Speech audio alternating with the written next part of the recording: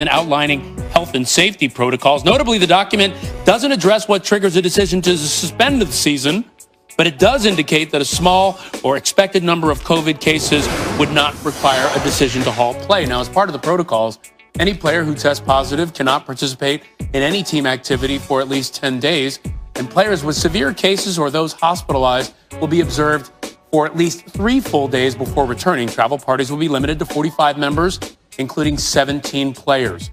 So we're joined now by senior NBA insider Adrian Wojnarowski. Woj, nearly 140 pages involved in the protocol sent out by the league to teams. What are the biggest concerns that you are hearing? Ryan, in conversations with team presidents, general managers, they're just trying to plow through those 140 pages and understand it fully, because NBA general managers see what's happening in the NFL. They saw in baseball, when, there are teams who are fined, who are facing losses of draft picks, based on not complying with the rules. So they want to fully understand how to implement this in their organizations. And, a big difference now for NBA teams is they're going to be on the road traveling. They don't have the protection of a bubble. And just trying to make sure that not just when they have the players with them, but when the players are away from them, either on the road or at home, and they come in contact with those who might have the virus, how that impacts their teams and locker rooms. But there is just a lot for teams to get their arms around now, and that's really what they're trying to get through here as players are starting to return and camp is on the cusp of starting. So many more variables for them to deal with than when they were inside that bubble. We'll see how they manage it. Now, you reported last week that free agent Anthony Davis would not re-sign right away with the Lakers, that it extended until past Thanksgiving. So, for past Thanksgiving, where do things stand? Yeah, Anthony Davis, his agent, Rich Paul with Clutch Sports, they're still talking with the Lakers, and you can expect the deal's going to get done here, before the Lakers formally start their camp closer to the weekend. I think Anthony Davis wants to understand what all his options are in terms of length of deal, and that's the conversation they've had with the Lakers. Does he do a deal like a 2+1 contract that would put him with LeBron James and have those two, be on the same contractual course? And so those are all conversations. He can do a longer 4 or a 5-year deal. Those are the conversations they're having now with the Lakers still. All right, and we've got 22 days until the scheduled tip to the NBA season. That is Adrian Wojnarowski. Coach, thanks. For the NBA. Training camp opens tomorrow, December 1st, with preseason running from December 11th through the 19th. Each team will play at least twice, some teams playing as many as 4 games.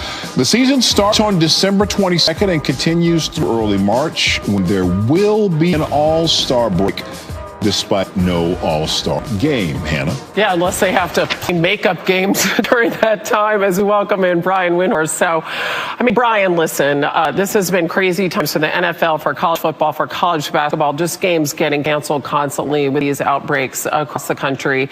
And over the weekend, the NBA put out their COVID-19 protocols. So we're talking about 450 players who are not going to be in a bubble, the one that was so successful restarting and finishing season. What do we need to know about these protocols? Well, Hannah, the NBA is saying that they are expecting, and it's common sense, that there's going to be positive tests. And they're openly saying that even though there's going to be positive tests, they have no intention of slowing the league down, postponing, or canceling. And they made the decision back in November that they were going to start in individual markets, that the bubble idea was going to be retired for the time being. Now, there are teams that have announced that they're going to start without fans. In fact, the Charlotte Hornets were the latest team to announce that today. But the NBA is going to try to fight through this, going to try to manage this situation, and they are going forward. And they are going to start Christmas week, and they are going to get as many games as possible to try to mitigate what you're talking about. They are not going to announce the second half of their schedule until later into 2021, so they can hopefully make up games that they know will probably have to be postponed. Yeah, and players who test positive could be out as long as 12 days. That's several games in there. It's not just a weekly game like the NFL, so you could perhaps foresee some sort of domino effect. It'll be fascinating to see how that goes as players begin reporting tomorrow. And we have a couple of unresolved stories, really big storylines regarding the Lakers and the Bucks. Let's start in LA with Anthony Davis. Yeah, how about the two biggest storylines of the NBA offseason? That's Anthony Davis and Giannis Antetokounmpo. Anthony Davis has not signed his contract yet. Training camp starts tomorrow, and it's led people in the league to wonder if he is waiting to see what Giannis does with his contract. The reason this is interesting, Hannah, is that the Lakers only have 2 contracts on their books for next year at just $15 million, because LeBron James has an opt-out clause in his contract. And if Anthony Davis builds his new contract with an opt-out clause, they could have anything on the table. They could go chasing after free agents, whether it's Giannis or not. So definitely keep an eye on that. He's running out of time to sign him.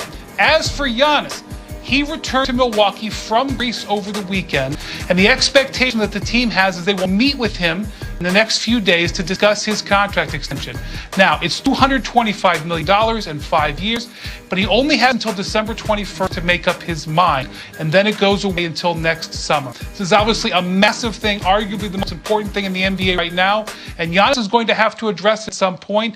It's hanging over the Bucks, but the Bucks are confident he's going to sign it. Yeah, and speaking of domino effect, like you said, it could, maybe inform what AD does. And it's hard to believe. I mean, all these things coming so fast and furious.